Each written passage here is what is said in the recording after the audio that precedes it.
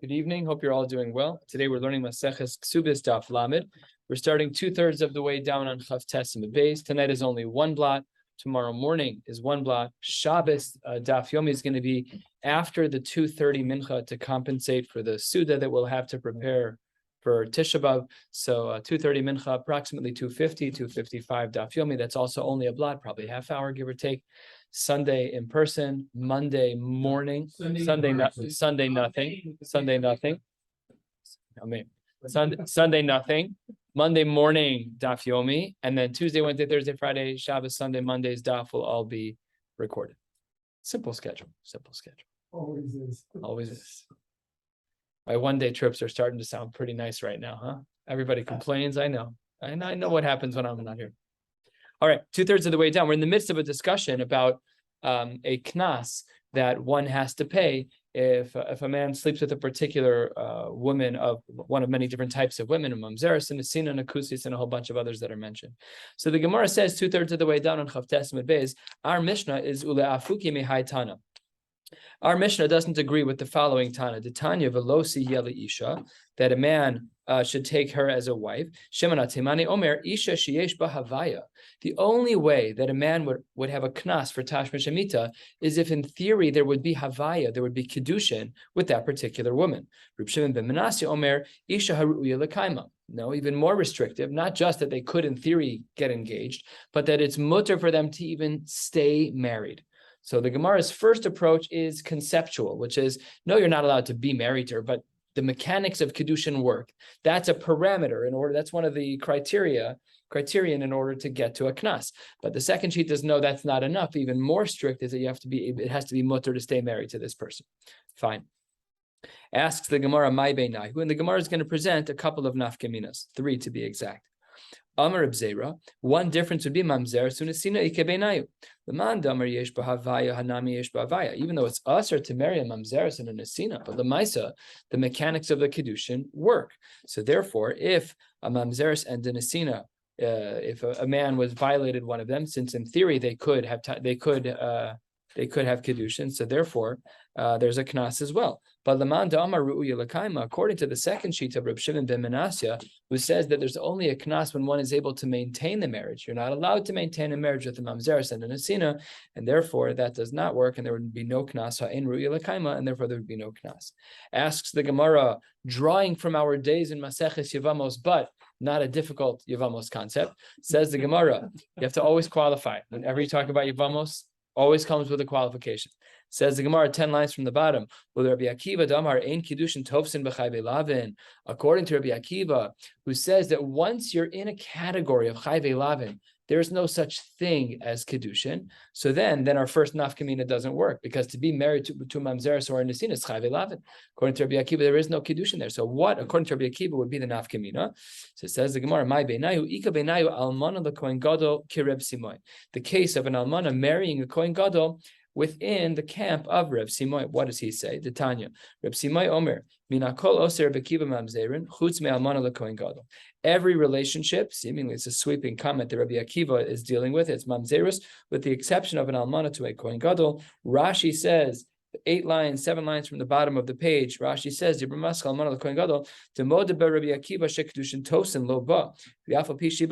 this is one of the exceptions to Rabbi Akiva's rule. So it says the Gemara, so that's what Rav Simoy is saying. In regards to the halacha of an almana marrying a kohen gadol, the Torah says that there should be no lakicha, and there should be no chilul as well. Chilulin hu oseh ve'ein oseh mamzerin. So there's no mamzeris here. Rabbi Akiva would allow for such a marriage, and therefore that would be an nafkamina for Rabbi Akiva, because this case of almana kohen gadol is where it's havaya. There is kiddushin. However, much as there's kiddushin, it's not appropriate to stay in the marriage. Asks the Gemara, Rabbi Shovev to Amar Bo v'nitzoach al Akiva ben Yosef. This is a disparaging Gemara. We need to push back against Akiva ben Yosef. Shaya Omer kol she'ein lo bia b'Yisrael avlad mamzer. According to this, he didn't agree with Rabbi Akiva's approach and felt that a lot of mamzerim might be created, and therefore Rashi explains a little bit more what's going on. The bottom Rashi on the page, Shaya Omer kol she'ein lo bia b'Yisrael haba al isha she'ein la heter bia havlad mamzer afilu almana lekohen gadol, where he even takes away the heter that we saw by Rav Simoy. If that's true, then we are again stuck with the question of Rabbi Akiva, where would we have an nafkamina between the cases of Havaya and the case of Re'uya? What was the language of Re'uya Lakaima? So it says the Gemara, Mai Beinahu, what is the difference between these two shitas in the Brisa? Ika Beinahu, top of Lamed Amad Aleph, Ika Beinahu Chayve Asay Mitzri Ve'adomi. There's an Isser Asay. I know it's a strange language, but one that we should be somewhat familiar with. There's a mitzvah Asay to not marry those people. That's referred to in the learning world as an Isser Asay. It's kind of like a bittul Asay. It's like not putting on tefillin, right? But this is kind of doing an action that had you not done it, it would have been a mitzvah aseh. Now that you did it, you were mevatel and aseh. So it's a little bit complex, but the Gemara says that that's the nafkamina between the two cases, and says that between the two shitas of Shimon HaTeimani and Reb Shimon ben Menashe.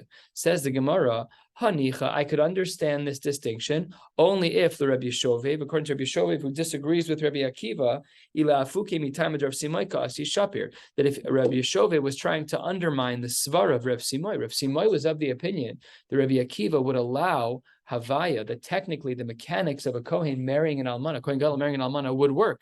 So here, if Rabbi Yeshovev is just trying to undermine Rav Simoy and to say that no, Rav Simoy, you're not right, that even according to Rabbi Akiva, we don't allow for the mechanics of Kedushin to work between an Almana and a Kohen Gadol, Shapir, I understand. If Rabbi Yeshovev is standing on an island all by himself, he's not trying to undermine Rav Simoy, he just has his own standalone shita, that what? That kol she'ein lo bia b'Yisrael avlad mamzer ve'afilu chai ve'aseh. Oh, even by chai ve'aseh, maybe we would say there's no Havaya either. If that's true, then my Beinahu, we're back to our question, answers the Gemara, Ika Beinahu, there is a case where there would be a difference between Shimon HaTeimani and Rav Shimon ben Menashe. That case would be, I think this is answer number 4. Answer number 4. That case would be this case of Ika Beinahu be'ula lekohen gadol. We know, of course, that a Kohen Gadol is not allowed to marry a be'ula, a woman who's been intimate before.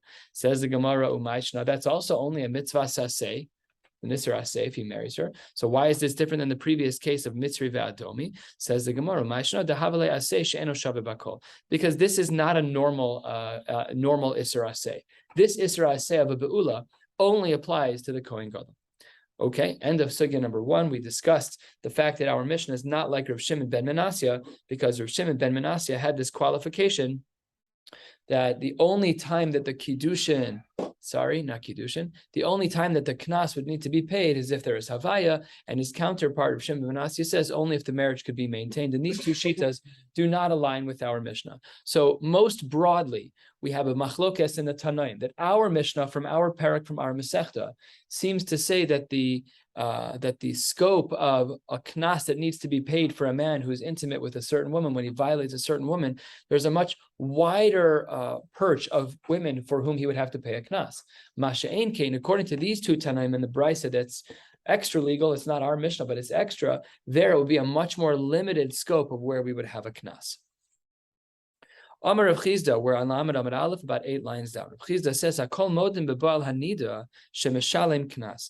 Everyone seems to agree that if a man was boal hanida and he violated her, that he has to be meshalem knas. Now, of course, that's a little bit strange because we're familiar with the principle of kamle b'derabba minei, and we know that there's an iser kares as it relates to nida. However, because an Isser Kares is not something biyadayim, they're not getting an Onesh b'olam hazeh, so therefore it's not a trump card for the Knas, even though the Knas is far less significant than the Onesh of Kares. And says the Gemara, this is true Lamandam Amar Yesh Havaya, in regards to the concern of the Shimon HaTeimani that we saw on the last page about halachic Kiddushin. So okay, a woman who's in nida, they're allowed to get married. That happens all the time, that a woman doesn't time the birth control right before the wedding, and she becomes a nida 2 days before the chuppah. The Kedushin still works. Okay, you're not supposed to have tashmish hamita. Fine, it's a chuppahs nida, which we've discussed many times. So the man Amar yesh b'havaya, that in regards to a nida, hanami yesh b'havaya, and the man Amar ru'uya l'kaima, hanami ru'uya l'kaima. Every married couple always has a tekufa where a woman is a nida. That's routine, standard fare. You don't have to divorce a woman because she's a nida. So according to everybody, according to our Mishnah, and according to these 2 other shitas, we would hold that there's still a knas in regards to a nida. However, Rabbi Nechunya ben Akana seemed to have had a different approach in regards to kares and kamle b'derabamine. Let's just review. Kamle b'derabamine is a principle in Shas that when a person does an action that yields two consequences, he only gets the slap on the wrist for the bigger consequence, and we dissolve the smaller consequence. But Rabbi Nechunya ben Akana felt that when it comes to kares, that we apply kamle b'derabamine, even though in our Mishnah we said that we don't apply it. What is his shita? The Tanya. The Brisa writes as follows: Rabbi Nechunya ben Akana es Yom Kippurim kishabes l'tashlumin. Rabbi Nechunya ben Akana was of the opinion that Yom Kippur and Shabbos were the same in regards to tashlumin. Ma Shabbos mischai benafsho upater min tashlumin. Af Yom Kippur mischai benafsho upater min tashlumin. So the din is, says the Gemara, that if a person on Yom Kippur or Shabbos does a maisa, they do a particular action, and the action that they do is two things. So let's say I shecht your animal. Okay, two things. I shechted, which is Nisr Daraisa, and I shechted your animal, which means that I owe you money. Says the Gemara, you're patur minat tashlumin.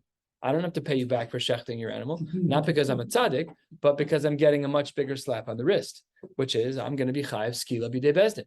So says the Gemara, that's the shita of Rabbi Nechunya ben Akana. But we're not going to be talking about a case of skila. We're talking about a case of kares. Shabbos also has it's a big problem. We try not to violate Shabbos. So now the Gemara is going to try and figure out what is the svara, what is the rationale for Rabbi Nechunya ben Akana to say that if there is a scenario of, what were we talking about over here? Sorry. That if we're talking about a case of knas, so why is it that he would say that if there's kares, that there is no knas? Says the Gemara, my time into Rabbi Nechunya ben Akana, halfway down on Lamed Amud Aleph, we see the first of two answers. Machlokes Abaye v'Rava. Omar Abaye says the reason why Rabbi Nechunya ben Akana employs kamle b'derabamine in this case is because Ne'emar ason bidei adam, v'ne'emar ason bidei shamayim. It says ason, that there's going to be some type of injury, something tragic happened, and there's something that happens bidei adam and something that happens bidei shamayim. And when we look at the psukim, we'll see what the bidei adam and the bidei shamayim are. The bidei adam is a pasuk that says v'chi yinatzu anoshim v'nagfu isha hara v'yatzu yiladea v'lo yihyeh ason anosh yanesh kasher yashis Allah bal isha v'nasan biflilin. That if men are fighting and they hit a woman who's pregnant and she loses her baby. Fine. That's the case of Ason, where that's Bidei Adam. And what's the case of Namar Ason Bidei Shamayim? This is the story of Binyamin and the brothers going down to Mitzrayim. Yaakov was concerned when they came up to say Binyamin has been put into prison. We got one of the kids are in prison. We need to bring Binyamin down to bring a raya brura fight. So he said no, and the pasuk says about this. He says, "V'hu levadoni sharu kra'ahu ason." Yaakov was concerned about Binyamin that something tragic would happen to him, and the Gemara seems to imply that that's talking about something bidei shamayim.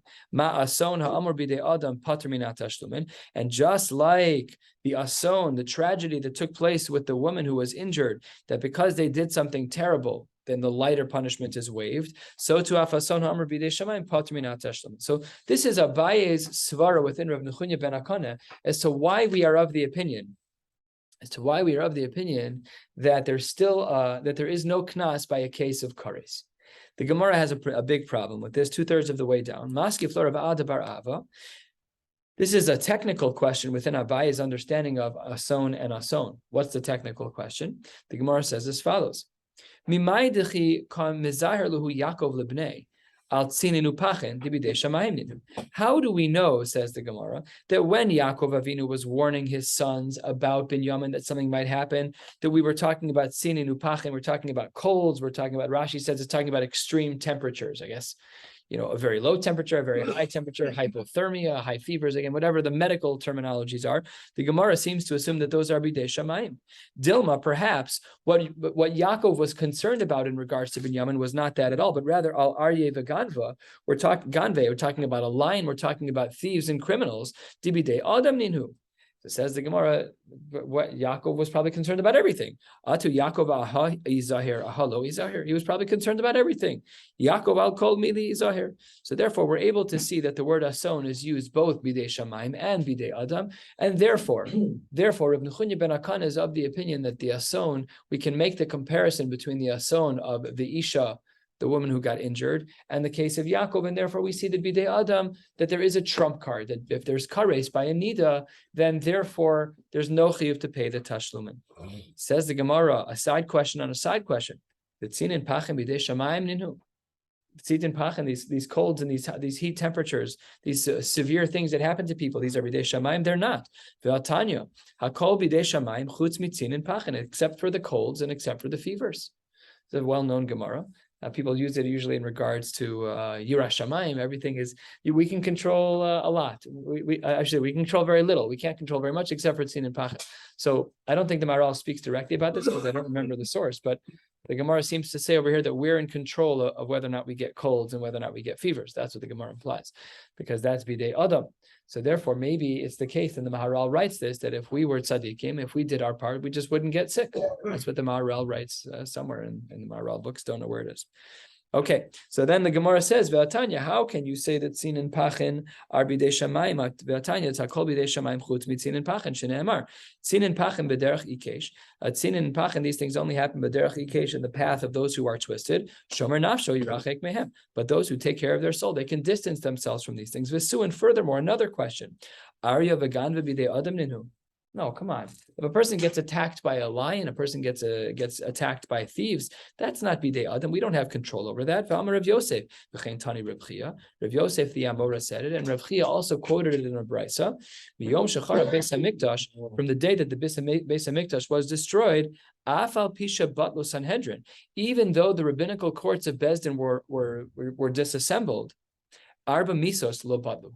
Wow, we still have arba misos Bezdin. Says the Gemara, what are you talking about? Lo batlu habatlu lahu. Of course they've been destroyed. We don't have a Sanhedrin. We don't have the Arba Misos Bezdin. Says the Gemara, if you look closely, you'll see that we still have the Arba Misos Bezdin. Ella, as we turn to the top of Laman Amud Beis, Din Arba Misos Lo Batlu. You're right. There's no rabbinical court to adjudicate over these cases and to mete out direct punishments of Skila, Sreifa, Hereg, and Chenek. However, this is a scary Gemara. Mishin is Chayev Skila. A person who is Chayev Skila, O nofel minagag, o chaya dorasto. He'll either fall off of a roof, which was part of skila, o chaya dorasto, he'll get crushed by animals. He was crushed by stones during skila. Umishin ischayev sreifa, a person who's really deserving of sreifa, bisman she'ein beis hamikdash kaim, there is no Sanhedrin. O nofel bedleka, rachman al-etzlan, they'll get burned. O nachash mekisho, or he'll get bitten by a snake, which burns. And umishen ischayev hariga, if a person has a chiyuv bezdin of hariga, o nimsar lemalchus, o listim by malav, he'll either be given over to a king. How do they get killed? By being hanged. O listim by malav, where he'll get attacked by people who would seemingly kill them in a similar way. Umishen ischayev chenek, o toveh ben nahar, o meis b'sruchni. They'd either drown, so water enters their throat. That's what happens when they drown, or they'll die from sruchni. Sruchni, Rashi says, 6 lines down, sruchni is askara v'hu begaron, something in the throat as well. So what we see from the Gemara is, you're right, that there's no Sanhedrin, and there's no formal way to mete out a punishment like this, but HaKadosh Baruch Hu has his drachim, that if a person, Rahman al-Itzlan, is chayav one of these Arba Misos Bezdin, they can still be meted out here in this world. But this really was a side point. The bigger point of the Gemara is, what's bidei shamayim and what's bidei adam as it relates to tzin and pachin and aryeh ganve and lions and thieves. Ela epoch, you're right. The Gemara says we should reverse them, and Abaye then explains aryeh v'ganve bidei shamayim. You're right. Aryeh v'ganve bidei shamayim, because if a person gets trampled by an animal, we said that was an example of skila, and tzin and pachin is bidei adam because hakol bidei shamayim chutz mitzin and pachin. So the Mari Makomos work out this way. Nevertheless, Abaye still has a valid approach within Rav Nechunya ben Akana to say that the reason why we employ kamle b'derabamine in a case of a man who's with a nida when he shouldn't have been with a nida is because that punishment is still an ason. It's still a major punishment. It's bidei shamayim, and it's a real punishment. You're not getting a punishment b'olam hazeh. You're right, you're not, but that's okay, and you're still going to be patur. However, Rava disagrees with Abaye and says that Rav Nechunya ben Akana has a different rationale for why it is that he says that if a man is with a nida, that he is going to employ kamle b'derabamine and be exempt from tashlumin. 8 lines down, Laman Amud Beis, Rava Amar, Taimad Rav Nechunya ben Akana mehacha. It's another pasuk. It's a pasuk that speaks about Molech. about a very strange avodah zarah. If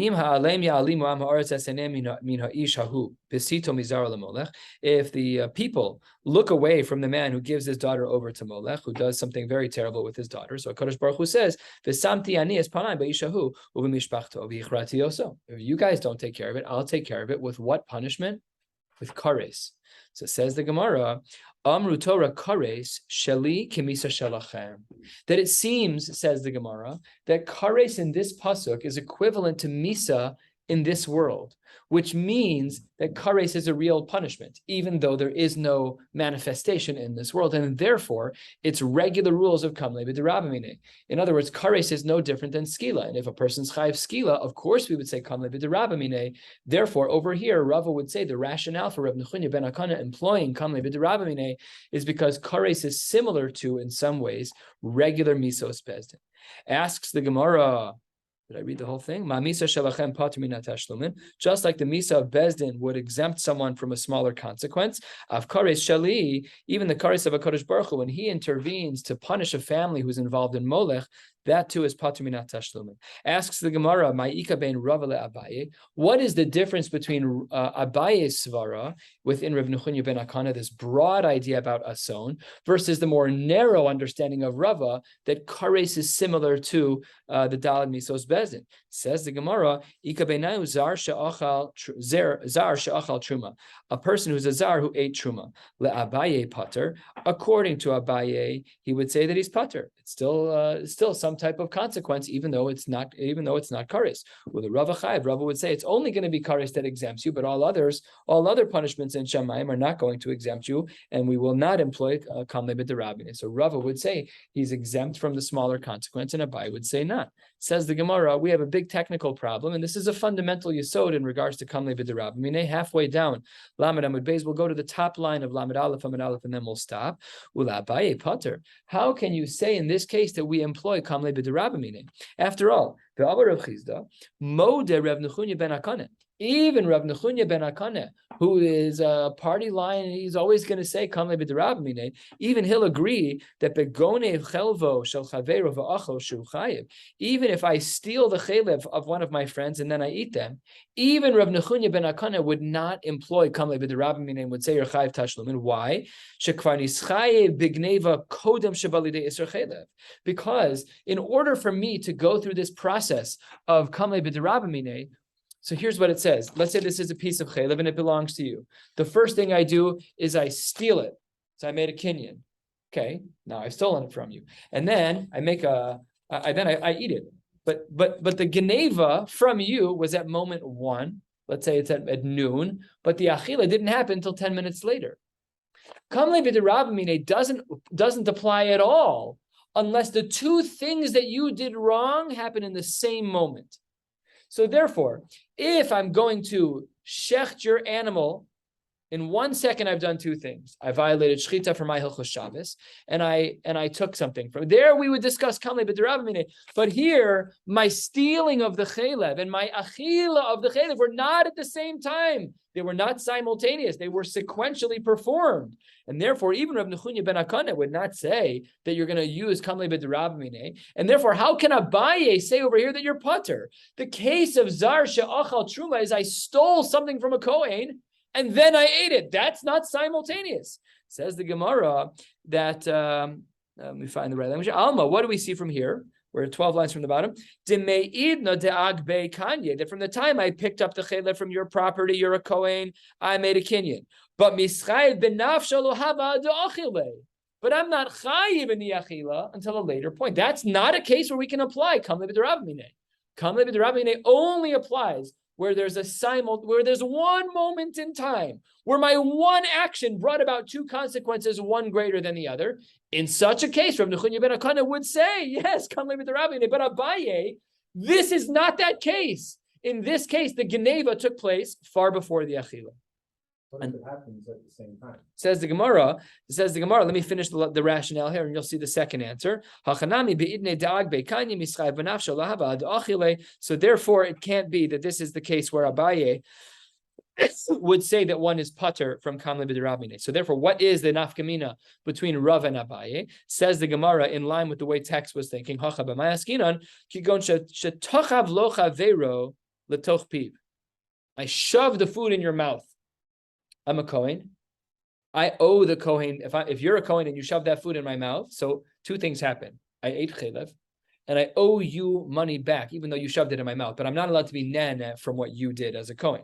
So if you shoved it in my mouth, so then that's the two things that come up: is I ate chelev, and I have to pay you back because you're a Kohen. I am not allowed to eat your food. So says the Gemara. So much as that's true, kaven de lo aseh kanye. Okay, you put it in my mouth, but the chew. Listen to the distinction. The chewing of the food. The chewing of the food is the kinyan of the food, but when are you chayiv in eating chelev? Only with the beis habliya, only with swallowing. Mischai b'nafsho lahavi ad debala. And we actually learn a very important halacha from here.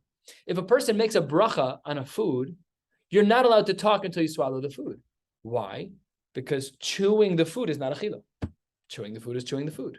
That's why some poskim say with gum that you don't make a bracha. Because there's no beis habliya. What you're swallowing from gum is not gum. It's saliva that's flavored with gum. The gum stays intact.